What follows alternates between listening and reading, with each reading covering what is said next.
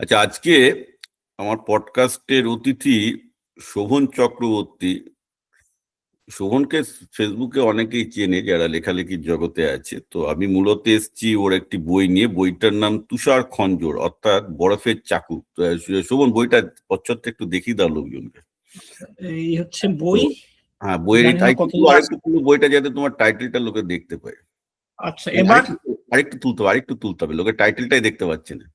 আচ্ছা, এবার তুষার খঞ্জর আমি দেখতে চাইছি না, ঠিক আছে, লোকে দেখে নিয়েছে তুষার খঞ্জর। এবার প্রশ্ন হচ্ছে, ব্যাস ব্যাস, এবার বইটা আমি রাখো, তোমাকে দেখতে পেলেই লোকে হবে। ব্যাস, ঠিক আছে। এবার প্রশ্ন হচ্ছে যে আমি তো নর্মালি বইটই কিছু প্রমোট করি না, কিন্তু এইখানে কেন এই বইটা আমি সবাইকে পড়তে অনুরোধ করছি, তার একটা বিশেষ কারণ আছে। আমাদের বাঙালিদের পিছিয়ে থাকার পেছনে বাঙালিদের বাম মানসিকতার একটা বিশিষ্ট ভূমিকা আছে। আমি বলছি না যে রাজনৈতিক কারণে মানুষের বাম মানসিকতা থাকা উচিত নয়, কিন্তু পশ্চিমবঙ্গে যদিও সিপিএম 5%, কিন্তু তৃণমূল এবং বিজেপির মধ্যেও একটা বাম সম্পন্ন, বাম মনোভাবা সম্পন্ন প্রচুর লোকজন রয়েছে। এবং এই মনোভাবের একটা মূল কারণ সোভিয়েত ইউনিয়ন, যেখানে আপনারা সবাই জানেন যে লেনিনের নেতৃত্বে যে বলশেভিক বিপ্লব হয়েছিল। তো এখনো পশ্চিমবঙ্গের মোর দ্যান 50% লোকের ধারণা, যাদের সবাই একটা বামপন্থীর প্রতি সফট কর্নার পোষণ করেন, মানে আইদার সাম ডিগ্রি। তো তাদের ধারণা যে একটা সোভিয়েত ইউনিয়নে একটা মহান কিছু হয়েছিল বাম বিপ্লব বা বলশেভিক বিপ্লবের ফলে, যেটা পুরোটাই ফলস। এই কারণে ফলস আমি বলছি যে, আমি বলছি না যে ও তুষার খঞ্জরে এই পুরো ব্যাপারটাকে বিশ্লেষণ করেছে বলে। দীর্ঘদিন ধরে আমিও ইন্ডিপেন্ডেন্টলি বিভিন্ন রিসার্চ পেপার পড়ছিলাম ইতিহাসে। পড়ে মোটামুটি 15 বছর আগেই আমি বুঝতে পারি, 15 বছর না, আমি বলবো প্রায় 20 বছর আগে এটা আমার কাছে ক্লিয়ার হয়ে যায় যে আমাদের বাংলায় সোভিয়েত ইউনিয়ন নিয়ে যেসব ইতিহাস লেখা হয়েছে, বলশেভিক বিপ্লব নিয়ে যা ইতিহাস লেখা হয়েছে, সেগুলো সবই রূপকথা, কমিউনিস্ট অ্যাঙ্গেল থেকে লেখা, এবং যা খুশি তাই লিখেছে, যার সাথে বাস্তবের কোনো সম্পর্ক নেই। তো আমি শোভনের সাথে, চক্রবর্তীর সাথে বিশেষত পরিচিত এই কারণে, কারণ এই ব্যাপারগুলো নিয়ে তো আমি ছোটখাটো লেখা লিখতাম, আমারও তো বই লেখার অত সময় নেই। আমি দেখলাম যে প্রথমে একটা বাঙালি ছেলে, একটা ইয়ং ছেলে, যেটা আমি দীর্ঘদিন ধরে লোকজনকে বলতে চাইছি, হয়তো আমার হাতে সময় থাকলে, বা এটা যদি অ্যাক্টিভিজমটা, মানে আমি আনফর্চুনেটলি একজন টেকনোলজিস্ট, আমি অ্যাক্টিভিস্ট নই। যদি আমি অ্যাক্টিভিস্ট হতাম, তাহলে শোভনের মতো আমিও বইটা লিখতাম, হয়তো আমি নিজেই লিখতাম। কিন্তু তার আগে আমি দেখলাম যে না, উনি বইটা লিখেছে, প্রচুর গবেষণা করে। একটা কথা বিপ্লব দা, ইন্টারাপ্ট করছি, ভাগ্য ভালো তুমি লেখনি, তাই পরে আমি লেখার চান্স পেয়েছি। না না না, তুই যথেষ্ট ভালো লিখেছিস বইটা। এবং কারণ একটা বাঙালিদের জানা উচিত যে তাদেরকে, তাদের সিনিয়র বামপন্থীরা কিভাবে ভুলভাল ইতিহাস লিখে ব্রেন ওয়াশ করে, যার জন্য আমাকে আজকে এইসব ব্রেন ওয়াশ লোকেদের সাথে ক্রমাগত ইন্টারাক্ট করতে করতে বুঝেছি যে তারা কিভাবে বামপন্থার প্রতি আকৃষ্ট হয়েছে। একটা তো তাদের বাস্তবে তারা শ্রেণী বৈষম্যটা দেখতে পায়, সেদিকটা আছে, অ্যান্ড আই অ্যাকসেপ্ট দ্যাট। কিন্তু আরেকটা হচ্ছে যে তার অল্টারনেটিভ হিসেবে সোভিয়েত ইউনিয়নকে দাঁড় করানো, যেখানে অ্যাকচুয়ালি একটা কাউন্টার রিভলিউশন বা প্রতিবিপ্লব হয়েছিল, একটা সমৃদ্ধ সমাজকে ভেঙে তার কোমর ভেঙে দেওয়া হয়েছিল। অথচ প্রচার করা হয়েছিল এইভাবে যে সোভিয়েত ইউনিয়ন, মানে রাশিয়া বিপ্লবের পূর্বে একটা অনুন্নত সমাজ ছিল, সেখান থেকে কমিউনিস্ট বিপ্লব ঘটিয়ে একটা উন্নত সমাজ তৈরি করা ছিল, যে টোটাল গার্বেজ। অ্যান্ড মানে ইতিহাসে এর থেকে বড় মিথ্যার কিছু হতে পারে না। তো সেইটা শোভন, যদিও শোভন এই বইটার মূল লক্ষ্য হচ্ছে যে বেসিক্যালি ও দেখিয়েছে যে স্ট্যালিন কি করে টটস্কিকে কেন হত্যা করলো, তার পুরো ইতিহাসটা, অর্থাৎ এই রুশ বিপ্লবের পুরো পুঙ্খানুপুঙ্খ ইতিহাস, এবং সেখানে বিপ্লবের পর সাধারণ লোকেদের কি দুর্দশা হয়, এবং কিভাবে স্ট্যালিন তার ক্লোজ সার্কেলের সবাইকে, শুধু টটস্কি তো পালিয়ে গিয়েছিলেন, তারপর তাকে স্ট্যালিন মেরেছিল, কিন্তু সে সময় তাদের তৈকার যে বেসিক্যালি আরো অন্যান্য যারা সদস্য ছিল, তাদেরকে স্ট্যালিন কি করে হত্যা করেছিলেন, যারা অ্যাকচুয়ালি রুশ বিপ্লবের লিডারশিপ ছিলেন। অর্থাৎ ব্যাপারটা হলো যে যারা সকল রাশিয়ান বিপ্লব করেছিলেন, তাদের মধ্যে স্ট্যালিন বাদ দিয়ে বাকি সবাইকে মেরে ফেলা হলো, বা স্ট্যালিন মেরে। একদম সাংঘাতিক ব্যাপার, মানে যাদের এক্স্যাক্টলি। এবার সুতরাং এইটাই হচ্ছে ব্যাপার, যে একটা বামপন্থী বিপ্লব কত ডেঞ্জারাস হতে পারে। By the way, this is the same thing happen with Maduro also. মাদুরোর ক্ষেত্রেও, মাদুরের ক্লোজ সাইকেলে যারা ছিল, মানে যারা অ্যাকচুয়ালি হুগো স্যাভেজের বিপ্লবের সময়কার তাদের কমরেড ছিল, মাদুরো তাদের সবাইকে মেরে ফেলেছে কিংবা তাড়িয়ে দিয়েছে। So this repeats again and again. Same thing happen in South Korea as well, sorry North Korea as well. North কোরিয়াতে কিম জং ও একভাবে ক্ষমতা দখল করে, আর কিউবাতেও এক হয়। কিউবাতেও ফিদেল কাস্ত্রো তার সমস্ত সাঙ্গপাঙ্গদের মেরে ফেলে বিভিন্নভাবে।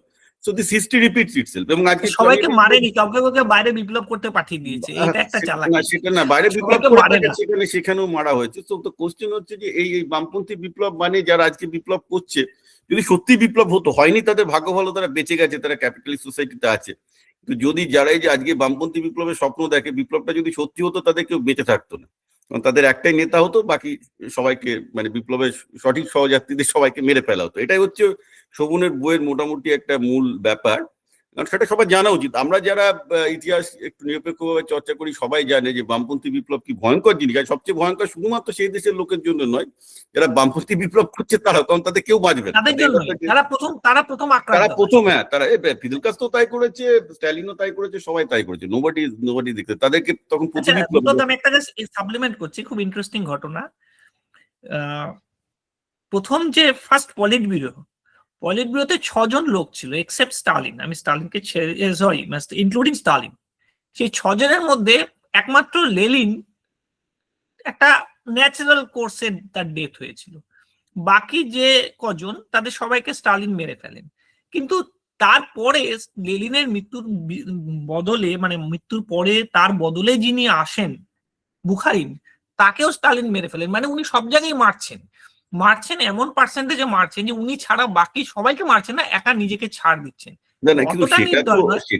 সেটা তো ফিদেল কাস্ত্রো তাই কাজ করেছে, এবং আজকে যে উত্তর কোরিয়ায় একটা রাজতন্ত্র কিম জং এর হচ্ছে, ওরা তাকে কমিউনিস্ট ছিল, একই ঘটনা ঘটেছে। আমি এই ব্যাপারগুলো নিয়ে পরে আসছি। তো প্রথমে আগে লোকের এই রাশিয়ান মিথটা ভাঙা দরকার।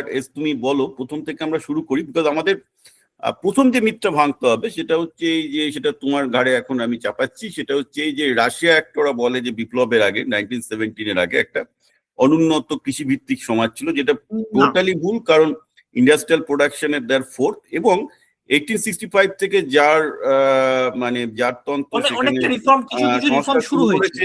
সংস্কার শুরু করে সেখানে ডুমা, অর্থাৎ তাদের কিছুটা দেশের লোককে গণতন্ত্র দেওয়া হয়েছে, এবং এক পার্ট ইউরোপিয়ান, অন্যান্য ইউরোপের জার্মান থেকে হাসবার্গ এম্পায়ার যা ছিল, ইউরোপের যারা জায়গায় জায়গায় রাজতন্ত্র ছিল তাদের সমান সমান। এবং আমরা যার জন্য দেখবো যে এই 1865 এর সংস্কার, যেটা প্রায় বিপ্লবের প্রায় 50 বছর আগে সংস্কারের ফলটা হলে আজকে কিন্তু আমরা যে চেকভ, টলস্টয়, দস্তয়েভস্কি, অর্থাৎ পৃথিবীর যে 3জন বিখ্যাত সাহিত্যিককে দেখতে পাচ্ছি, এটা কিন্তু ওই সংস্কার ছাড়া, ওই রাজনৈতিক সংস্কার ছাড়া হতো না। আমি একটা জিনিস ইন্টারঅ্যাক্ট করি, একটা জিনিসের সঙ্গে একটা সাপ্লিমেন্ট করব। ওই সময় নোবেল, জাস্ট রাশিয়ান বিপ্লবের আগে নোবেল প্রাইজ দেওয়া শুরু হয়েছে 1901 সাল। এই সময়ে 17 বছরের মধ্যে, যদি 16 বছর ধরে, এই 16 বছরের মধ্যে 2 বছর যুদ্ধ বাদ দিলাম, 14, এই 12-14 বছরের মধ্যে, 13 বছর বা 14 বছরের মধ্যে, 13-14 বছরের মধ্যে 2বার মেডিসিনে নোবেল পেয়েছে রাশিয়ান। 4বার নমিনেটেড হয়েছেন টলস্টয় সাহিত্যের জন্য, পাননি আলাদা কথা, কিন্তু টলস্টয় নোবেল, অনেকে নোবেল পায়নি, তাদের পেয়েছেন, তাদের বদলে আমরা টলস্টয়ের নাম জানি। আরো 3বার উনি শান্তি পুরস্কারের জন্য, নোবেল পিস অ্যাওয়ার্ডের জন্য নমিনেটেড হয়েছেন। বিজ্ঞানী ছিলেন, আমরা মেডেল টেবিল পড়ি, কেমিস্ট্রি, ফিজিক্স, সব জায়গায় মোটামুটি, মানে রাশিয়ানরা হয়তো তুলনামূলকভাবে ব্রিটিশদের থেকে পিছিয়ে, জার্মানদের থেকে পিছিয়ে, এমন ড্রব্যাক, এমন একটা ধরা হয় যে বিশাল একটা মানে পিছিয়ে রয়েছে, এরকম কিন্তু নয় ব্যাপারটা। মানে তোমাকে আমি মাইকটা দিয়ে দিচ্ছি, একটা জাস্ট ছোট্ট জিনিস অ্যাড করে, সেটা হচ্ছে যে অ্যাকচুয়ালি ইভেন 1865 এর আগেও লাস্ট 300 বছর ধরেই রাশিয়ার জার শক্তি ভয়ঙ্কর। রাশিয়ার জারদের এগেনস্টে নেপোলিয়ান থেকে শুরু করে প্রতিটা ইউরোপিয়ান শক্তি একত্রিত হয়েছে, কারণ রাশিয়ার লাস্ট 300 বছর ধরেই একটা মিলিটারিলি হিউজ পাওয়ার। তো ঠিক আছে, আমি তোমার হাতে দিয়ে দিচ্ছি। প্রথম হচ্ছে যে তুমি এই মিথটা ভাঙো, যেটা কমিউনিস্টরা রটিয়ে বেড়ায়, যে বলশেভিক বিপ্লবের আগে রাশিয়া একটা অনুন্নত সমাজ ছিল, এই মিথটাকে তুমি পুরোপুরি ভাঙো। এটার জন্য আমারও কিছু তথ্য আছে, আমি পরে দেবো, আগে তোমার বইটা একটু বলে। মানে রাশিয়ার পিছিয়ে পড়ে কি অর্থে পিছিয়ে পড়া বলছে? রাশিয়া তো পিছিয়ে পড়া অর্থে কি অর্থে বলছে? আমি যদি ব্রিটিশদের সঙ্গে কম্পেয়ার করি তাহলে পিছিয়ে পড়া, ফ্রান্সের সঙ্গে কম্পেয়ার করি পিছিয়ে পড়া। কিন্তু ওই সময়টা যদি কেউ দেখে, টোটাল মানে অন্য পার্শ্ববর্তী দেশগুলো বা রাশিয়ার তো একটা বড় পার্ট, আবার তার মধ্যে যদি যে হিসাবটা করা হয়, এশিয়ার একটা বড় পার্ট আছে। এবং তুমি জানো কাজাকস্তান, তাজিকিস্তান, এইসব জায়গাগুলো যেগুলো একটা কমে অল্প অল্প করে একটার পর একটা অ্যাড হয়েছে, মানে রাশিয়া 200 বছর আগে থেকেই দখল করে বসে আছে। হ্যাঁ, তাদের এবার যখন একটা দেশের হিসাব করা হবে, তখন তো এগুলো অটোমেটিক একটা, আমি উড়ালের এদিকটা যদি হিসাব করি, সেটা রাশিয়ার যদি একটা টোটাল ক্যালকুলেশন হয়, তাতে কিন্তু রাশিয়ার খুব একটা আমরা বেনিফিট, খনিজ মিনারেলস এর দিকে ইয়ে হচ্ছে, কিন্তু মানে সভ্যতার যে ইন্ডেক্স গুলো তখন সেই সময় ধরা হচ্ছে, অর্থনৈতিক যে ইন্ডেক্স গুলো, তাতে খুব বেশি কিছু অ্যাড করতে পারছে না। সেই সময়টা। সেই হিসাবে কিন্তু তার থেকেও বেশি বড় প্রচার হচ্ছে বলশেভিকদের প্রচার, যে ওরা দেখো, আমি বিপ্লব দা তুমি একটা জিনিস জানো, সবাই জানে, বীরবলকে একবার একটা ছোট রেখা বড় রেখা টেনে বলা হয়েছিল যে দেখো এটা তুমি ছোট কিভাবে করবে, তো এটা আর না মুছে টুছে ও কি করে, ও কি করেছে, একটা পাশে বড় রেখা টেনে দিয়েছে। জাস্ট একটা মানে কি বলবো, যে আমি যখন নিজে পারছি না তখন অন্যকে বেশি খারাপ দেখিয়ে দিই, মানে গল্পটা হচ্ছে আমি পারছি না তাহলে পাশে অন্য খারাপ। রাশিয়ান রেভলিউশনের পরে ডলার এক্সচেঞ্জ রেট সাথে, মানে তখন ডলার হিসাব হয়নি, তখন ব্রিটিশ পাউন্ডের সাথে যদি ওদের এক্সচেঞ্জ রেট দেখো, 250%, 300% ড্রাস্টিক ফেল করেছে, যেটা প্রথম বিশ্বযুদ্ধে হেরে গিয়ে জার্মানির ওই রেটের ওদের এক্সচেঞ্জ রেট ফল করেনি। না জার্মানি সেটা তো সাময়িক বিপ্লবের কারণে ওরা বলবে হয়েছে, কিন্তু আরো কতগুলো না পয়েন্ট হয়েছে আছে। না, সেটা ওরা যেটা প্রচার করে রাশিয়া ততটা খারাপ আমি বলছি না, খুব ভালো, তাহলে কেন না আমি তাহলে সৌর খুব স্পেসিফিক্যালি কতগুলো তোমার কাছ থেকে জানতে চাইছি। একটা হচ্ছে 1965 যে ডুমাটা তৈরি হলো, যার হ্যাঁ, অধীনে অর্থাৎ পার্লামেন্ট তৈরি হলো, তখন মানুষকে একটা গণতান্ত্রিক অধিকার কিছুটা হলেও দিল, পুরোটা না সামান্য দিল। সামান্য করে অল্প। আচ্ছা, সেকেন্ডলি তারপর কুলাক শ্রেণীটা তৈরি হলো, কুলাক নিয়েও বলা কুলাক দরকার যে শ্রেণী নিয়ে অর্থাৎ একটা কথা আছে, kulak is a very vital word. Kulak কি, কুলাক কথাটা একটা হচ্ছে পারসিক শব্দ থেকে এসেছে মুষ্টি। কুলাক, আমাদের যাদের কুলাক বলে গালি দেওয়া হচ্ছে, ইনফ্যাক্ট তোমাকে হয়তো কুলাক বলে কোনদিন বামপন্থীরা গালি দিয়ে দিতে পারে। ঘটনাটা হচ্ছে কুলাক শব্দটা একদম frankly speaking, kulak is a word মুষ্টি। তারা কি করে, তুমি জানো বিপ্লব দা, চাষি যে চাষগত যে সম্প্রদায়, চাষিদের যে একটা মানে ক্লাস আইডেন্টি, এটা নিয়ে মার্কসিজমের একটা সমস্যা আছে। চাষি কি, চাষি সবসময় বড় হতে চায়। আজকে 1 বিঘা জমি আছে, কালকে 5 বিঘে করবে, তারপর 10 বিঘে করবে। এটা করতে গিয়ে কি হয়, সে কিছু গরিব চাষিকে খাটাবে। এই ক্লাস আইডেন্টি নিয়ে চাষি কি, সেটা নিয়ে মার্কসিজমে একটা একটু সমস্যা আছে, বলশেভিকদের মধ্যে আরো বেশি ছিল। They basically believe in masculine system, কিরকম নাবিক, তারপরে সৈনিক, শ্রমিক, কারখানার শ্রমিক এরা হবে। এই সিস্টেমটার সঙ্গে কি হয়েছে, ওরা কুলাক কথাটাকে প্রথম দিকে কুলাক যে ছিল না তা নয়। চাষিরা, রাশিয়ান চাষিরা কুলাক কাদের বলতো, যাদের বলতো যারা এই ফোরে টাইপের, মানে 2-4 জন লোক এনে দেবে, একটা গালাগালি দেওয়ার অর্থ, যে সাপ্লাই দেবে, 2 জন লোক দরকার, দুটো চাষি দরকার, গরিব চাষি দরকার, ধনী চাষিকে সাপ্লাই দেয়, এরকম সাপ্লাই সিস্টেমে এরা এদের কুলাক বলতো। স্টালিন বা পরবর্তী সময় যে বইগুলো আমরা পড়ি, কুলাক মানে চারিদিকে কুলাক ভরে যাচ্ছে, নাটকে দেখা যাচ্ছে কুলাককে মেরে দিচ্ছে, এই যে এইসব গল্পগুলো, এই গল্পগুলো হচ্ছে বানানো। কেন কুলাক, মানে অত কুলাক ছিল না, যত কুলাক ছিল তত চাষি সম্ভবত ছিল না। সোভিয়েত বইয়ে যত কুলাকের আমরা গল্প পড়েছি, তার কারণ কি, ইউ নিড অ্যান এনিমি। তোমাকে এনিমি খাড়া করতে হবে, কল্পিত এনিমি, কখনো সেটা বাইরের এনিমি, কখনো এটা ভেতরের এনিমি। এ অর্থে কুলাক যে একেবারে ছিল না তা তো না, কুলাক ছিল, কিন্তু প্রয়োজনের থেকে বেশি কুলাক বলশেভিকদের দরকার ছিল, চাষিদের যতটা না কুলাক দরকার ছিল। এবং কুলাক কথাটাকে ওরা একটা ট্যাগ করে দেয়। হ্যাঁ, কিন্তু এখানে এখানে আমি একটা প্রসঙ্গে আসি। আমি যতটুকু জানি যে ডুমার রিফর্মের ফলে কুলাক শ্রেণীটা তৈরি হয়, যেটা হয়, যেটা রাশিয়ার যে জমিদারি প্রথা ছিল সেখানে মানে কৃষকদের কোনো জমির ওপর সত্ত্ব ছিল না, সেখানে প্রথম জমির ওপর একটা স্বত্বাধিকারী শ্রেণী একটা তৈরি হয়। তো প্রশ্ন হচ্ছে যে এটা কেন আমি 1865 এর রাশিয়ান রিফর্মটা নিয়ে বামপন্থীরা বলে না, কারণ আমি যেটা মনে করি যে আজকে রাশিয়ার যে সমৃদ্ধিটা আমরা দেখতে পাই সোভিয়েত বিপ্লবের আগে, বিটুইন 1865 এন্ড 1917 বলবো, আমি বিপ্লবের আগে পর্যন্ত বলছি, বিপ্লবের পরে বিপ্লব পর্যন্ত, সেই সমৃদ্ধির পেছনে কিন্তু ওই জারিস্ট রিফর্মের বিশেষ ভূমিকা আছে। কারণ আজকে আমরা টলস্টয় থেকে শুরু করে দস্তয়েভস্কি থেকে শুরু করে সবাইকেই পাচ্ছি ওই সংস্কারের পর। কারণ ওর পর আমরা যেটা দেখবো যে রাশিয়ায় কিন্তু নিহিলিস্ট বিপ্লব, কারণ তুমি জানো যে দস্তয়েভস্কি ধরা পড়েছিল, তো বিপ্লব করতে ধরা পড়েছিল। আমরা কি দেখতে পাচ্ছি যে ওই 1865 জবে থেকে জারিস্ট রিফর্মটা হলো, তারপর থেকে কিন্তু ক্রমাগত রাশিয়ায় বিপ্লবিক সমাজ আছে। কারণ দস্তয়েভস্কি ওই বিপ্লবী সমাজের অংশ ছিলেন এবং প্রায় ফায়ারিং স্কোয়াডের সামনে পড়েছিলেন ধরা পড়ে, ঠিক আছে। আমরা দেখবো যে এই 1917 আগেও কিন্তু ক্রমাগত সশস্ত্র বিপ্লবের চেষ্টা চলছে, এবং সেখানে 1905 হচ্ছে সেটা ফেইল্ড রিভলিউশন। তো তার আগেও 1865 থেকে 1900 এর মধ্যে, কারণ দস্তয়েভস্কি নিজেই ফায়ারিং স্কোয়াডের সামনে দাঁড়িয়েছিলেন বিপ্লবী হিসেবে। ঠিক আছে, তো ঘটনাটা হচ্ছে যে চলছে, কিন্তু একটা মজার ব্যাপার, আমি কেন এটা বলছি, যে তখন দেখা যাচ্ছে যে বিপ্লবীদের যে শাস্তি দেওয়া হতো ম্যাক্সিমাম তাদেরকে সাইবেরিয়ায় পাঠানো হতো, যেমন দস্তোয়েভস্কি হ্যাঁ, সেগুলো পাঠানো হলো। ওদেরই, রাইট। হ্যাঁ, কিন্তু 4 বছর বাদে কিন্তু জার্ড আবার তাকে ফিরিয়ে এনে আবার রিহ্যাবিলিটেট করেছে। তো জারি system was not probably as cruel as as as as Bolshevik. As Bolshevik system. সেখানেও এখানে প্রশ্নটা সেখানে একটা হচ্ছে, সমস্যা একটা ইনক্লুড করছি বিপ্লব দা, জারিসটা ক্লাস এনিমি হিসাবে দেখতো না, রাষ্ট্রদ্রোহী হিসাবে দেখতো। তার একটা সময়সীমা ছিল যে 4 বছর 8 বছর, সেল একটা কথা বলছি, তুমি যেটা বলছো, তারপর তুমি যেটা বলছো ফেরত আনার জায়গা ছিল। কিন্তু স্ট্যালিনই তো এখানে তার সবচেয়ে বড় উদাহরণ। স্ট্যালিনও তো হ্যাঁ, জার্জির সময় সবার বিপ্লবী হিসেবে ধরা পড়ে, সবার ধরা পড়ে। এবং এবং এবং উনাকে তো 1 বছর স্ট্যালিন নিজেও সাইবেরিয়ায় জেল খেটেছেন, আর সেটা একটা অন্য জেল কেলেঙ্কারি কেটে আরো অধ্যায় অনেক আছে। কিছু করেছেন। যাকে সেটা পরের ব্যাপার, আমি যাচ্ছি না সেই সব ব্যাপারে, কিন্তু ঘটনাটা হচ্ছে যে যে যে এই কথাটা কমিউনিস্টরা বলে না, যে রাষ্ট্র মানে বিপ্লব করতে গিয়ে জারকে সরাতে গিয়ে ধরা পড়ার পরও স্ট্যালিন মোটে 1 বছর জেল খেটে আবার ফিরে এসেছিলেন, তাকে রিহ্যাবিলিটেট করা হয়েছে। রিহেবিলিটেট করা হয়েছে এবং স্টালিন চিঠিও লিখেছেন যে আমার মা খুব অসুস্থ, আমাকে ক্ষমা করে দেওয়া হোক, আমি আমার মাকে দেখভাল করতে হবে।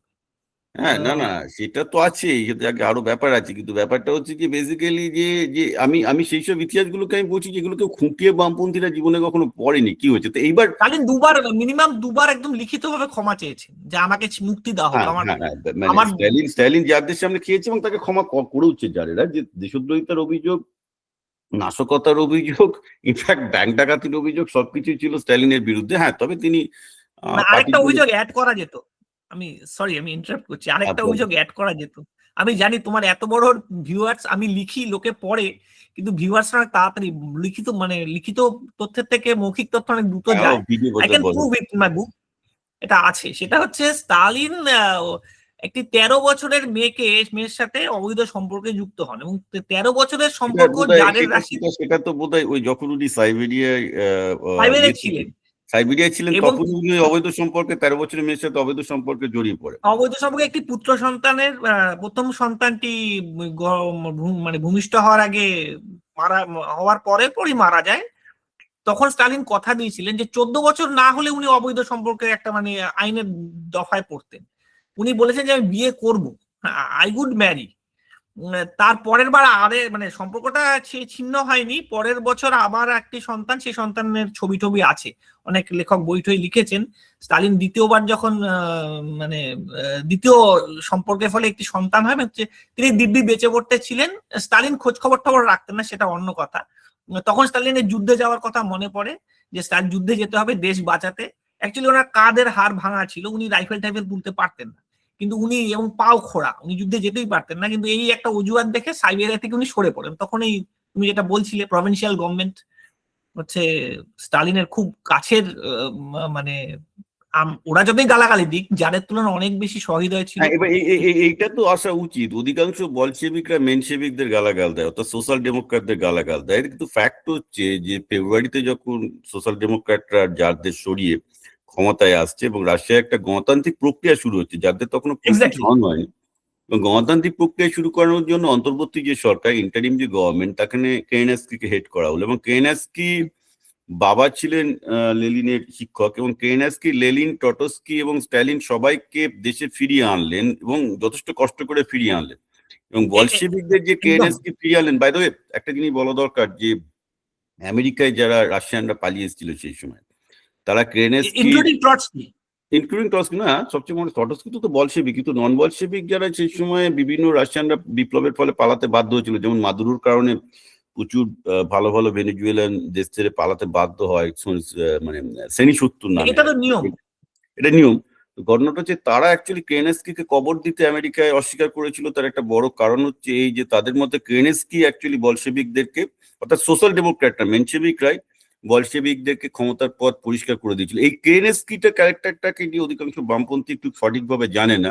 সবার জানা দরকার যে কেরেনস্কি কিভাবে লেনিনকে নির্বাসন থেকে সরিয়ে নিয়ে আসলো, স্ট্যালিনকে নির্বাসন থেকে নিয়ে আসলো, টটস্কিতে কানাডা থেকে নিয়ে আসলো। এই ব্যাপারটা তুমি বলো, কারণ আমি জানি তোমার বইটাতে এটা একটা পুরো ব্যাপার আছে। ঘটনা হচ্ছে ট্রটস্কি যখন ফিরছিলেন, ট্রটস্কি যুদ্ধবিরোধী ছিলেন, মানে প্রথম বিশ্বযুদ্ধ, যুদ্ধবিরোধী মিনস প্রথম বিশ্বযুদ্ধ, সাম্রাজ্যবাদী যুদ্ধ, যেটা কমিউনিস্টদের এখনো একটা ডাইলেমাতে ওরা ভোগে, সেই জিনিসটাতে উনি নাম লিখে রেখেছিলেন।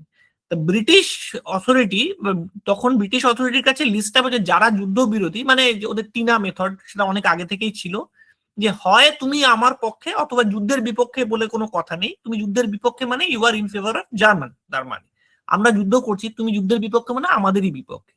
ফলে ওরা কানাডিয়ান অথরিটির কাছে এই সমস্ত ডিটেল দিয়ে রাখে যে ট্রটস্কি দেশে ফিরছে। এবার ট্রটস্কি যে জাহাজে করে ফেরেন, সেই জাহাজটি ডিরেক্ট না গিয়ে কানাডার একটা বন্দরে উনি ওইখানে মানে যাত্রী নেওয়ার জন্য একটা সাময়িক একটা স্টে করে, এবং ট্রটস্কিকে ওরা ওখান থেকে অ্যারেস্ট করে ফেলে কানাডিয়ান অথরিটি। ট্রটস্কি তো জেলে গিয়ে সেটা বইয়ে আছে কি করেছিলেন, but he was doing good.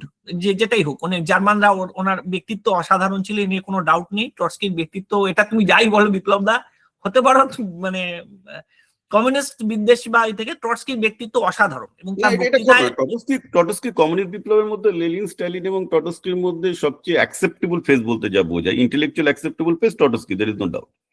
এবং তোমার সাথে যদি তর্ক হতো আজকে, আমার জায়গায় যদি ট্রটস্কি থাকতো, he would try to impress you. এটা সব থেকে বড় গুণ ওনার।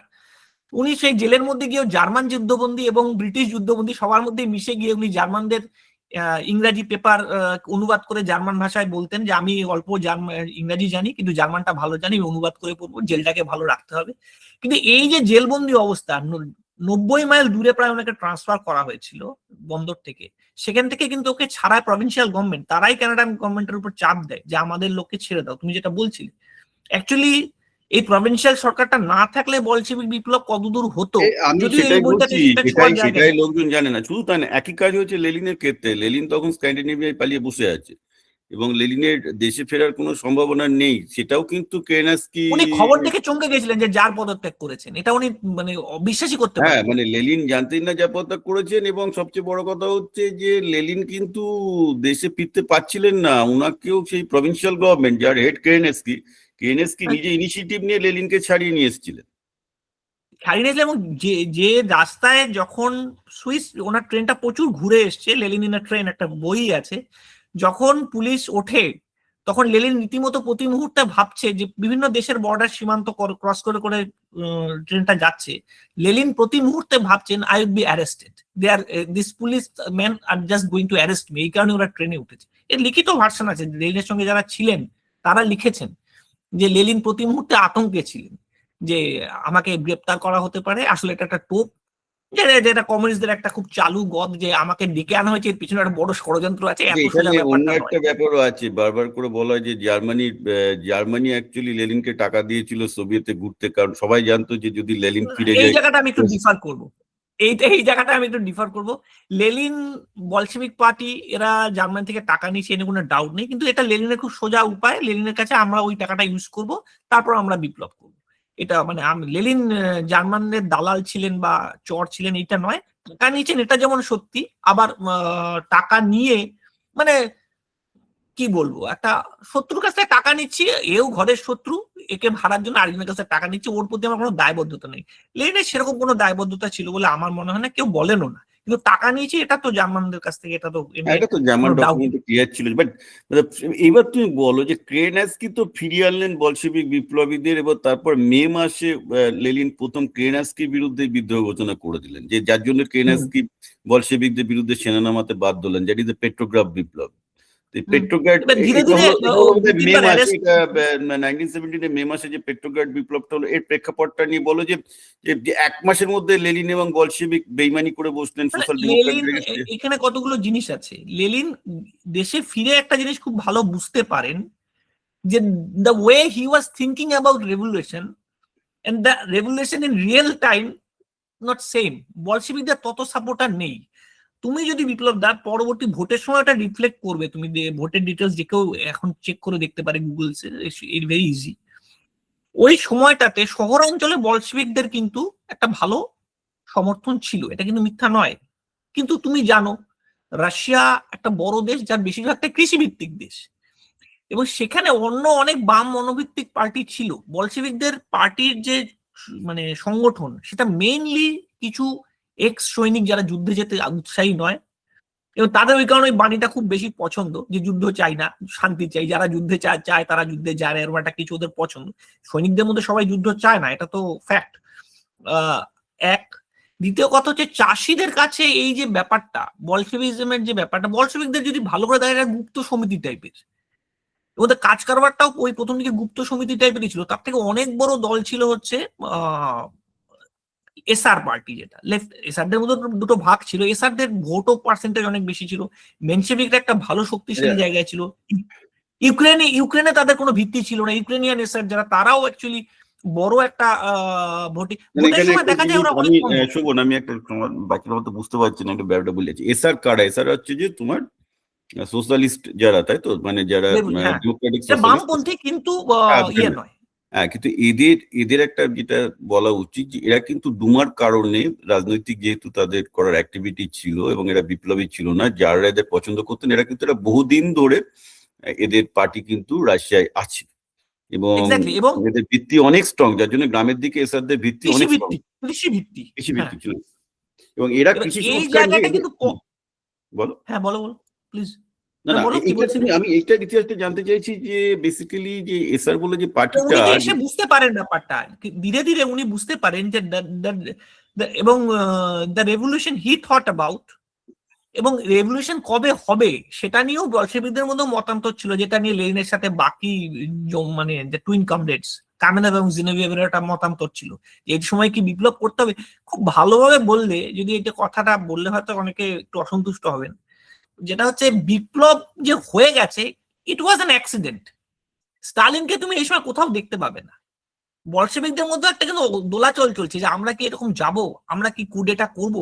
বেসিক্যালি ইট ওয়াজ এ কুডেটা, বিপ্লব কিছু হয়নি। যেদিন নভেম্বর বিপ্লব হয়েছিল, সেদিন কোনো জায়গায় বিপ্লব হলে থিয়েটার হল খোলা থাকে, রেস্তোরাঁ খোলা থাকে, ট্রাম চলছিল, সবকিছু চলছিল। যেখানে আমাদের তো ঘটনা যে 10 জন মিলে গিয়ে তখন জারের ফাঁকা পাশাতে ঢুকে বললো বিপ্লব হয়ে গেছে, তো সেটা তো ছাড়ো, ওটা তো একটা পৃথিবীর ইতিহাসে সবচেয়ে, মানে রাশিয়ান বিপ্লব হচ্ছে পৃথিবীর ইতিহাসে সবচেয়ে বড় কেলেঙ্কারি। রাশিয়ার জারের উইন্টার প্রাসাদ দখল করেছিল, জারের উইন্টার প্রাসাদ তখন অরক্ষিত, সেখানে বলশেভিকদের রেড পার্টির বোধহয় 100 মতো লোক ঢুকে গিয়ে বললো বিপ্লব হয়ে গেছে। They are the killer of democracy. একটা সামান্য ডেমোক্রেটিক, এবার আসা যাক, এবার সেই প্রসঙ্গে আসা যাক যে বেসিক্যালি কিলার অফ ডেমোক্রেসি বললে তো হবে না, তোমাকে একটা তথ্য দিয়ে প্রমাণ করতে হবে। সো লেটস সে অক্টোবরে যে 1917 অক্টোবরে যে ইলেকশনটা, সেই ইলেকশনে লেনিন, আমার যতদূর মনে আছে, বোধহয় 7.5 মিলিয়ন ভোট পেয়েছিলেন, আর এসআর না 7.5 না, 10 মিলিয়নের কাছাকাছি। আর 10 মিলিয়ন, আর এসআর বোধহয় 17.5 মিলিয়ন, অনেক বেশি। এসআর এর পরিমাণটা অনেক বেশি, কাছাকাছি আমার মনে আছে ভোট পেয়েছে। লেনিনের বলশেভিক পার্টির থেকে যেটা 22%। লেনিন 22% পেলেন, ওনারা পেলেন বোধহয় 35% মতো, এরকম মতো ব্যাপার। তারপর লেনিন পার্লামেন্টকে ধ্বংস করলেন এবং ডেমোক্রেটিক প্রসেস হতে দিলেন না। সেখানে কিন্তু দোষ দিয়ে লাভ নেই বিপ্লব দা, এরা ওয়ার্কআউট করে গেছিল। এরা বাকি ব্রিটিশ সিস্টেম ফলো করে এই সিস্টেমটার এই জায়গাটা বোঝেনি, এরা বেরিয়ে যায়। তখন এরা মনোমত ইচ্ছা মতো সব আইনগুলো পাস করে। কারা বেরিয়ে যেত একটু খোলসা করে বল। এসআর মেনশেভিকস এরা বেরিয়ে যায়, এরা ভাবে ওয়ার্কআউট করা, এই আমাদের এখানে যে ওয়ার্কআউট সিস্টেম, কিন্তু ওখানে ওরা মন মতো ইচ্ছা মতো বিল পাস করায় বেশ কিছু। না, কিন্তু এখানে তুই পুরো ইতিহাসটা বল, কারণ আমার যতটুকু মনে আছে যে ইতিহাসটা অনেক বড়। মেইন হচ্ছে আমার কথাটা, এটা আমি যতটুকু দেখেছি যে ও ঠিক আছে, পার্লামেন্ট শুরু হচ্ছে, লেনিনের পার্টি, বলশেভিক পার্টি বিরোধী দলের ভূমিকায়, বেসিক্যালি ধরা যাক যে তোমার এসআর মানে সোশ্যাল ডেমোক্র্যাটরা ভোটে জিতেছে, তো তারপর পার্লামেন্ট ভবনকে ঘিরে ধরে রেড আর্মি সেখানে যে জোর করে যে ক্ষমতা দখল নৌসেনার মাধ্যমে, অ্যাকচুয়ালি বিপ্লব যদি কিছু হয়ে থাকে কিছু মাত্রা এটাই যে তারা পার্লামেন্টটাকে হটিয়ে দিয়ে নিজেরা জোর করে ক্ষমতা দখল করলো, যদিও ভোটে জিততে পারে না, কুডেটা বলা যেতে পারে। কু হলো আর কি, মানে মোটামুটি সেনাবাহিনী বা রিভলিউশন, এই পুরো ব্যাপারটা সবার জানা দরকার যে লেনিন ভোটে হেরেও, গোহারা হেরেও তিনি ক্ষমতা দখল করলেন, এই পুরো পদ্ধতিটা তুমি বলেই দিলে, এটাই ঘটনা। গোহারা না হারলেও হেরেছে, তোমার কথা যেটা ওটাই। 20-22% ওরা ভোট পেয়েছিল, 22% ভোট কোনো মতেই টোটাল 50% এর রিফ্লেকশন নয়। অ্যাটলিস্ট আমি যদি 50% করলেও করা যায় না, যেটা ওরা করেছে। করে কি করেছেন, প্রথম ধাপ যেটা, সেটা হচ্ছে এই আইন, কিছু কিছু মনমতো আইন পাস করেছেন, এবং প্রথম দিকে তো no one take them seriously, no one, কেউ তো ভাবেনি যারা এটা কিছু করতে হতে পারে। ইট ওয়াজ আ সিরিয়াস, আমার গল্পটা ওখান থেকে শুরু, যে নো ওয়ান টুক দেম সিরিয়াসলি। লেনিন ওয়াজ হিমসেলফ লেনিনের গাড়ি 3বার চুরি হয়ে গেছে ওই সময়, মানে সারা দেশে অরাজকতার একটা পরিস্থিতি। কিন্তু ওরা একটা জিনিস জানতো যেটা অন্য পার্টিগুলো লেনিনের ক্ষেত্রে একটু হলো, মানে লেনিন হিমসেলফ ওয়াজ কি বলবো এস ম্যান, তার সঙ্গে এই জায়গাগুলোতে গুপ্ত সমিতির অভিজ্ঞতা থেকে তারা যে বুদ্ধিগুলো কাজে লাগায় অন্য দলগুলি সেই জায়গাটা ধরতে পারেনি। যেমন ধমক চমক, এসআরদের একটা ভাগ আছে left SR right SR, left এসআরদের দলের দিকে নিয়ে আসা, মেনশিভিকদের কিছু লোককে জেলে গ্যারেজ করে দেওয়া, পেপার গুলোকে ধীরে ধীরে বন্ধ করে দেওয়া। ট্রটস্কি নিজে সেটার পক্ষপাতী ছিলেন এবং সব থেকে মজার কথা এটাও ঘটনা যে বেসিক্যালি জারের আমলে প্রায় 2000 মতো নিউজ পেপার ছিল এবং এবং এবং তারপর কমিউনিস্ট বিপ্লব, সোকল বিপ্লব আসার সাথে সাথে সব নিউজ পেপার হাওয়া। এটা নিয়ে বল, এটা কি? এবং পেপার আরো মজার জানে না তো লোকজন যারা বিপ্লব, আমাদের যারা পেপার, আমি এখন পাতার নাম্বারটা আমি দেখলে বলতে পারতাম, কত পাতার নাম্বারে কত আছে আমি বলতে পারতাম এক্স্যাক্টলি। কয়েক 2000-এর উপর বোধহয় 3000 সামথিং পেপার টোটাল সারা রাশিয়াতে এরা বন্ধ করে দেয়। হ্যালো, বল বল বল। হ্যাঁ বলছি 3000-এর মতো নিউজ পেপার বন্ধ করে দেয় এবং মেনশিভিকরাও চালাকি করে করে পেপারের নাম পাল্টাতো, এক একদিন এক একটা পেপারের নাম। আজকে যে পেপারের নাম এই, কালকে নাম পেপারের নাম পাল্টে যাচ্ছে, পেপারের রেজিস্ট্রেশন বাতিল হচ্ছে, ওরা আবার নতুন রেজিস্ট্রেশন নিয়ে ঘুরপথে আবার পেপার করছে। এটা চলতো, কিন্তু 3000 মতো পেপার বন্ধ করে দেওয়া হয় টোটাল রাশিয়াতে। এবং আরো বড় সমস্যা হচ্ছে পেপার বন্ধ করবার পরেও সব থেকে ক্ষতিগ্রস্ত কে হয়েছিলেন? ট্রটস্কি। ওনার নিজের কথা বলার জায়গা ছিল না। যখন ওনাকে সেন্সর করা শুরু হলো তখন আর রাশিয়াতে কোনো পেপার বেঁচে নেই, দুটোই পেপার আছে, you know the joke, Pravda and ইনভেস্টিয়া।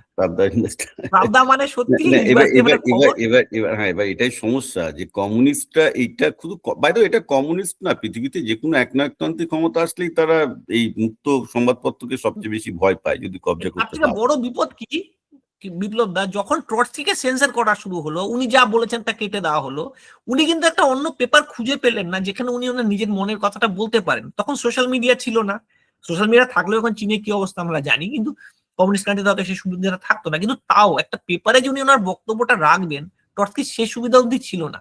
এবং সেটা তার কারণ কি? মুক্ত মঞ্চ, কথা বলার জায়গা নেই, কথা বলার জায়গা, মানুষকে কথা বলার স্কোপ দিতে হবে।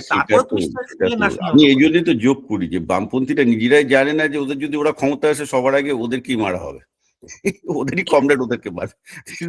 ফরাসি বিপ্লবের যারা সবথেকে বড় সন্তান, ফরাসি বিপ্লবের যারা সব থেকে বড় সন্তান, আমাদের ক্লাস 8-এর বইতে ফরাসি বিপ্লব পড়ানো হয়েছে। ফরাসি বিপ্লব পড়িয়ে তাতে জানে না 80% লোককে মারা হয়েছে। এটা সব জায়গায় সবচেয়ে মজার ব্যাপার হচ্ছে যে মাদুরো করছে লোকজন। আগে মাদুরেরও তো ইতিহাস হচ্ছে যে ওই সময় হুগো সাহেবের যে যত সহযোগী ছিল তার মধ্যে মাদুরো ছিল। মাদুরো তাতে সবাইকে সরিয়ে দিয়েছে একমাত্র এই রড্রিগেজ ছাড়া। Rodriguez is a very crafty woman, মানে she can adjust to power everywhere. সেটা দেখা যাচ্ছে, সে আমেরিকা হলেও আছে, মাদুরো হলেও আছে, সাবেজ হলেও আছে। সেই জন্য রড্রিগেজ টিকে গেছে। ভালো শাসকের লক্ষণ, ভালো শাসকের লক্ষণ, যেখানে আছে সেখানে টিকতে পেরেছে।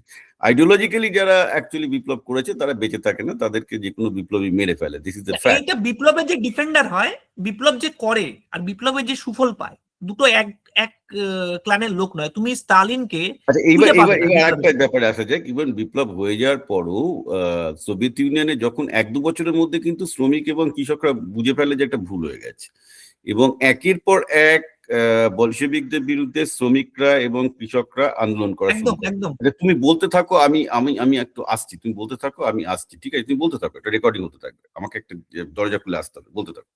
ঠিক আছে, শিওর। বিপ্লব মানে যেটা, মানে যে ঘটনাটা ঘটেছে, ভুলে গেছে? বলো বলো বলো। হ্যাঁ বলো বলো। হ্যাঁ, খুব দ্রুত যে এরা বুঝতে পারে বলশেভিকদের, মানে কিছুদিন পরে পরেই দুটো জিনিস সব থেকে প্রথম মোহভঙ্গ হয় ট্রেড ইউনিয়নের। Trade union thought they could do whatever they want. কেন? কারণ আমাদের শ্রমজীবী মানুষের সরকার। তখনই প্রথম দেখা হয় যে এখানে বলা হচ্ছে ধর্মঘট নিষেধ। এই একটা সাংঘাতিক জিনিস। ধর্মঘট নিষিদ্ধ ট্রটস্কি করেছিল, তুমি যাকে নিয়ে বই ট্রটস্কি করেছেন, কিন্তু তাতে তো সবারই, ট্রটস্কির যুক্তিটা খুব স্বাভাবিক। আমি তোমার ডাল রুটির ব্যবস্থা করছি, তোমার জামা কাপড়ের ব্যবস্থা করছি, এবার তুমি তাহলে কাজই করবে না, তাহলে রাষ্ট্রের ক্ষেত্রে ইনপুটটা বাড়বে কি করে? জিডিপি এখন যদি বলি, রাষ্ট্রের জিডিপি বাড়বে কি করে? আমি তো একটা বিপ্লব করবো, আমার তো এখান থেকে জিনিসপত্র নিয়ে এক্সপোর্ট করতে হবে, অন্য জায়গায় রেভলিউশন এক্সপোর্ট করতে হবে। তা তুমি যদি সবকিছু পেয়ে যাও, ডাল রুটির ব্যবস্থা তোমার হয়ে যায়, তারপর তুমি তো কাজই করতে যাবে না, মানুষ অলস প্রাণী। ট্রটস্কির যুক্তি খুব স্বাভাবিক, মানুষ বেসিক্যালি অলস প্রাণী। এই বিপ্লব দা তুমি বলো তো, আমাকে তো হ্যান্ডসাম কেউ একটা প্রচুর টাকা দিয়ে দেয়, আমি কি কাজ করতে চাইবো? আমি যখন এইসব ফেসবুকে আরো কিছু দুটো রিলস দেখে বেড়াবো।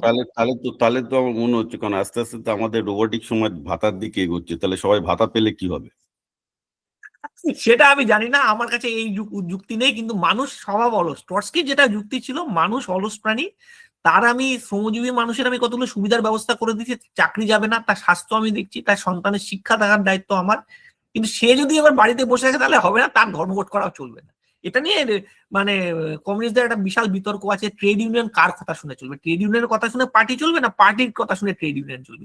এই সমস্যার সমাধান কোনো কমিউনিস্ট পার্টি পৃথিবীতে কোনদিন করতে পারেনি, লেনিন পারেননি, ওরাও পারবেন না। এটা হচ্ছে সব থেকে বড়। না, কিন্তু এবার হ্যাঁ, এবার একটা আছে, তুমি ওই তোমার 1920s এর নেভাল বিপ্লবের কথা বলো, যেখানে রাশিয়ার নৌবিদ্রোহ যেটা হয়, হ্যাঁ, এবং নৌবিদ্রোহের সাথে সাথে তার সাথে শ্রমিকরা যোগ দেয়, অর্থাৎ ওই সময় পার্টি কংগ্রেস চলছিল, ওই একই সময় পার্টি কংগ্রেস চলছিল, তখনই লেনিন ওই রেজলিউশনটা পাস করান যে পার্টির মধ্যে, তুমি যেটা বলছো না মুক্ত চিন্তা, তুমি জানো, তুমি ফেসবুকে অনেক পোস্ট দাও, আমি মাঝে মাঝে অনেক সময় সেখানে লিখে দিই, বিপ্লব দা এই কথাটা মানতে পারলাম না, এই কথার এইটুক ভালো এইটুক খারাপ। এইরকম পার্টির মধ্যে কথা বলা যাবে না। লেনিন তখনই রেজলিউশনটি পাস করান, ওই একই বছর সেম টাইম পাশাপাশি চলছিল, একদম খুব বেশি এদিক ওদিক না।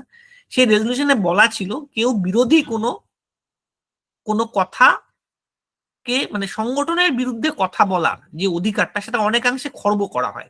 এবং লেনিন ওখানে একটা বীজ বৃক্ষ রোপণ করেন, যেটা উনি জানতেন না। স্টালিন এটা থেকেই পরে সবাইকে চেপে ধরবেন যে তুমি আমি পার্টি। স্টালিন কিন্তু একটা, বাই দা ওয়ে, যারা শুনবেন পরে ভবিষ্যতে তাদের জন্য বলতে পারি এটা কথা, সেটা হচ্ছে অনেকেই জানেন, তুমি তো অবশ্যই জানো, স্টালিন কিন্তু কোনো সইটুই নিজে খুব একটা করতেন না। হ্যাঁ, হিটলারের মতো নয়, Stalin is a different kind of dictator. ওনার সবই কালেকটিভ রেসপন্সিবিলিটি, নামে কালেকটিভ রেসপন্সিবিলিটি করছেন স্টালিন। এবার কি হচ্ছে, পরবর্তী সময় ওই সিদ্ধান্তের বিরোধিতা করে যদি কেউ বলে দুজন, যে তখনই সিদ্ধান্তটার যে বিরোধী কথাটা হয়ে গেল, সে কথাটা হলো পার্টির বিরুদ্ধে কথা। এবং গণতন্ত্রের কথা যে লোকে বলছে, যদি কেউ উইকিপিডিয়া, তারপরে এখন তো সবকিছু আছে, ইন্টারনেট খুঁজে দেখে, লেনিনের সময় পর্যন্ত কটা পার্টি কংগ্রেস হয়েছে, লেনিন মারা যাওয়ার পর থেকে স্টালিন যতদিন বেঁচে ছিলেন কটা পার্টি কংগ্রেস হয়েছে। পার্টি না, কংগ্রেসের ফ্রিকোয়েন্সি দেখে খুব সহজে বোঝা যায় যে কত পরিমাণ ডিক্টেটরশিপ, কি পরিমাণ চালু আছে। Stalin party Congress dictator, party তুমি কংগ্রেসই করতেন। এইটা একটা জিনিস বলো যে লেলিনের অ্যাসাসিনেশন নিয়ে লোকের জানা দরকার, যে লেলিনকে অ্যাসাসিনেশন করার চেষ্টা হলো এবং তারপর তিনি শুয়ে গেলেন রোগে। এবং হ্যাঁ, তখন কিন্তু লেলিন চাইছেন না যে স্ট্যালিন পার্টির ক্ষমতায় আসুক, আর তখনও স্ট্যালিনের হাতে পার্টির ক্ষমতা যায়নি, ইনফ্যাক্ট স্ট্যালিন পেছনেই আছেন, না টটস্কি যায়নি। আগে, জিওনোভিচ ছিলেন, আরো অনেকেই ছিলেন। এই পুরো ডায়নামিক্সটা লোকের জানা দরকার। এবং সরি, লেনিন আরেকবার বলুন, পরিষ্কার তার ভাবে আগে কি বলছেন? না, ওই সময় লেনিন যে সময় মারা যাচ্ছেন, সেই সময় কিন্তু তিনি স্ট্যালিনের এটা বুঝে গেছেন যে he will be dangerous to the party, hmm, number one. Hmm, number two, hmm. Zinoviev থেকে টটস্কি যারা আছেন তখন, এই সময় যে পাওয়ার ডায়নামিক্স, অর্থাৎ পার্টির মধ্যে পলিট ব্যুরোতে সবচেয়ে যারা ক্ষমতাশালী আছে, এই পুরো পুরো পুরো গল্পটা সবার জানা দরকার। পার্টি ব্যাপারটা হচ্ছে লেনিন, আহ লেনিন একটা যে সেট আপ চালাতেন, তাতে কোনো একটা পোস্টে বেশি দিন কাউকে রাখতেন না। উনি যদি বেঁচে থাকতেন তাহলে স্টালিনকেও জেনারেল সেক্রেটারির পোস্ট থেকে ঘুরিয়ে দিতেন, একটা পোস্টে কাউকে বেশি দিন শিকড় গজানো বা থিতু হয়ে হওয়া যাওয়ার সুযোগ উনি দিতেন না। কিন্তু Stalin was a problem solver. এবং you know something, boss is always right বলে আমাদের কর্পোরেট ওয়ার্ল্ডে একটা কথা আছে। লেনিনের লেনিন পার্টি বস, স্টালিন কিন্তু এই কথাটা খুব মনে মনে মেনে নিয়েছিলেন। উনি বেশি তত্ত্ব কথা বুঝতেন না, কোনো মিটিং এ চুপ করে বসে থাকতেন। স্টালিনের সাথে লেনিনের ইন্টারাকশনে কোনো তাত্ত্বিক মতভেদ কিছু ছিল না। বাকি আদার্সরা কি, প্রত্যেকে লিখছে, বই লিখে লেনিনের কিছু একটা লেনিন লিখেছেন, লেনিনের বিরুদ্ধে সেই সেটাকে তত্ত্ব দিয়ে ইয়ে করছেন। কিন্তু ইনি কিন্তু বসের মন যুগে ঠিক এক হয়ে গেছেন। কতদিন হয়ে রয়েছেন? যতদিন উনি বেড রিডেন না। বেড রিডেন হওয়ার পরে উনি নিজের খেলা শুরু করেছেন এবং বাকিদেরকে উনি সঙ্গে পেয়েছেন। কেন পেয়েছেন? They thought Stalin was no one, he neither has any theoretical knowledge nor has any Russian influence. উনি রাশিয়ার লোকও নন, একজন জর্জিয়ার অখ্যাত গ্রাম থেকে আসা লোক। ট্রটস্কিকে আটকানোর জন্য এই লোকটা মানে আমাদের কাজ করবে।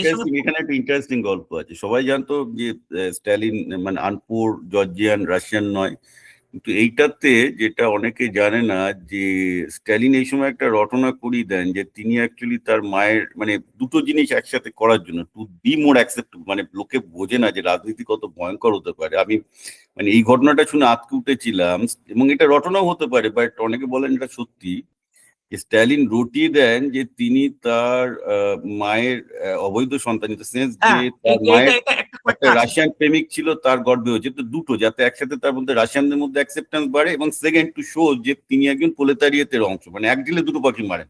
এই রটনাটা তিনি আবার আরেকটা রটিয়েছিলেন কথা যে বলেন তার মায়ের অবৈধ সন্তান, অবৈধ সম্পর্কের ফলে তার জন্ম হয়েছিল। মানে পৃথিবীর ইতিহাসে প্রথম বোধহয় একজন পলিটিশিয়ান এটা নিজের মায়ের এগেনস্টে রটিয়েছিল, যে নিজের ক্ষমতার জন্য। এবং বিপ্লব আরেকটা কথা, উনি অনেক জায়গায় এটাও পরিচয় দিচ্ছেন, স্টালিন অ্যাকচুয়ালি জলের মতো, যে পাত্রে যান সে পাত্রে আকার ধারণ করেন। আমি একটু বললে তুমি ব্যাপারটা বুঝতে পারবে। উনি কয়েকজনকে পরিচয় দিয়েছেন, আপনি প্রিস্টের সন্তান, আমার বাবা প্রিস্ট ছিল, as if the priest was the lover of his mother. এরকমও আছে, আমি একটা দুটো জায়গায় এরকমও পড়েছি, এটা আমি কখনো লিখিনি। ব্যাপারটা হচ্ছে স্টালিনের তাত্ত্বিক কোনো সেন্স সেইভাবে ছিল না, কোনো বইও নেই, লিখিত চিন্তা নেই। ফলে কি হয়েছে, উনি যখন কখনো ডানপন্থী বাম সারছেন, কখনো উগ্রপন্থী বাম সারছেন, এবং সবাইকে ট্রটস্কি জুজু দেখিয়ে রাখছেন পার্টিতে, যে Trotsky is a more dangerous thing. এবং এরাও সবাই একটা ট্রটস্কির সামনে হীনমন্যতায় ভোগা পার্টির বাকি অংশটা, তারা ভাবছে এই লোকটা তো একদম উগ্রপন্থী বাম, এই বিদেশে রেভলিউশন এক্সপোর্ট করতে চায়, বিদেশে কি হবে। ততদিনে দুটো বিদেশে রেভলিউশন অলরেডি মানে ফেইল্ড কু হয়েছে, জার্মানিতে এবং পোল্যান্ডে। তার থেকে বাবা যেটা পেয়েছি ওটাকে ভালোভাবে চালাই, এই লোকটাকে দিলে তো এটা সাড়ে সর্বনাশ হয়ে যাবে। এর ফলে কি হয়েছে, এই ট্রটস্কি জুজু দেখিয়ে স্টালিন অনেক সহজে বাকিদেরকে হ্যালো না না, আমি শুনছি। আমরা তো এই আজকের ইয়েটা এখানে শেষ করে পরের দিন আমরা আর একটা নাম্বার 2 তে যাব, একটু বাদে বা পরে, কারণ একসাথে না এত না লম্বা নিশ্চয়ই পডকাস্ট সবাই শুনবে না। তো আজকে এখানে গল্পটা থাকবে, কারণ আমাদের তুমি ওইটা খুব আমার আরো জন্য তুমি কেটে ইন্টারেস্টিং। কেটে একটু দিলে স্ট্যালিন ভালো কি হবে। করে ক্ষমতা দখল করলেন লেনিনের মৃত্যুর পর, হ্যাঁ হ্যাঁ, এবং স্ট্যালিন সেই ক্ষমতা দখল করতে গিয়ে সোভিয়েত ইউনিয়নের সেনাবাহিনীকে কি ড্যামেজ করে দিয়েছিলেন। কারণ বামপন্থীদের আর একটা পপুলার মিথ হচ্ছে যে হিটলারকে স্ট্যালিনই রুখেছিলেন, বা দ্য ফ্যাক্ট ইজ যে রাশিয়ান হি ক্রিয়েটেড সেনাবাহিনী হিটলার। জার্মানির থেকে দে ক্রিয়েটেড হিটলার, কারণ হিটলারের সমস্ত নাৎসি জার্মানির সমস্ত রিসোর্স। ট্যাঙ্কের এবং যুদ্ধাস্ত্রের সমস্ত পরীক্ষা হতো হচ্ছে সোভিয়েত ইউনিয়নে, কারণ উনি তো গোপনে অয়েল চালাচ্ছিলেন। এবং অয়েল অয়েল স্ট্যালিনের সাথে হিটলারের collaboration was at least 10 year old, much before that, মানে ইট ওয়াজ সাইন অন দ্য পেপার। না না, এবং হিটলার হয়ে ওঠার সম্পূর্ণ সুযোগ কিন্তু স্ট্যালিন করে দিচ্ছেন, এবং জার্মানির সমস্ত সেনাবাহিনীর অস্ত্রশস্ত্রগুলো অ্যাকচুয়ালি টেস্ট হতো হচ্ছে সোভিয়েত ইউনিয়নে। তো ব্যাপারটা হচ্ছে একটা দ্য কথা বলি, Frankenstein like Hitler was created much by Stalin than by any other body, সেটাও অনেকে জানে না। হিটলার অপ্রতিরোধ্য কোন সময়টা থেকে কোন সময়টা, 1939-এর সেপ্টেম্বর থেকে 1941-এর কিছু মানে আমি যদি রাশিয়া আক্রমণের আগের সময়টা, এই সময় হিটলার যে রিসোর্সটা পেত, সেই রিসোর্সের মূল যোগানদার কে ছিলেন? সে তো স্টাইলিশ, সেটা কেউ বলে না, তো সেটা তো বামপন্থীরা বলবে না, বললে তো নিজেদের বেলুন নিজেরাই ফাটিয়ে ফেলবে। যাকে সেটা পরে ব্যাপার। আমরা ফেজ 2 তে যাবো, আমরা 3টে পর্যায়ে করবো। সেকেন্ড পর্যায়ে আমরা দেখবো হচ্ছে কি করে স্ট্যালিন ক্ষমতা দখল করলেন, টটস্কিকে হারলেন, টটস্কি মৃত্যু, যেটা তোমার বই। তারপরে পর্বটা হবে যে এই প্রায় to the second world war তিনি হিটলারকে কি করে সাহায্য করেছিলেন, এবং তার পুরো পুঙ্খানুপুঙ্খটা আমরা দেখবো, যে অ্যাকচুয়ালি উনি ফ্র্যাঙ্কেনস্টাইন, মানে হিটলারকে বলি, Hitler was A Frankenstein of Stalin in many sense.